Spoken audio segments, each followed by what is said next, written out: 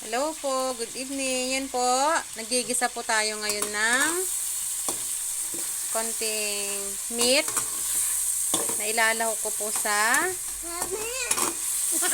pakbet. Yan, pakbet. Ilocano dish. Yan po, oh. Yan. So, magpapakbet po tayo ngayon. Magigisa muna ako ng meat. So guys, ayan po, oh, yan. Ito po yung fresh na pakbet na gulay. Tapos, so ito po, nagpa-brownish na po siya.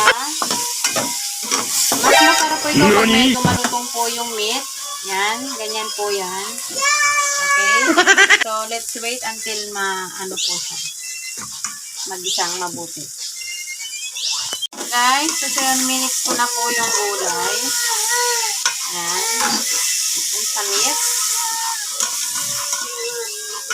Yan. Lalagyan po natin yan ng bagong isda. Do ba do ba do ba do ba do ba do ba do ba do.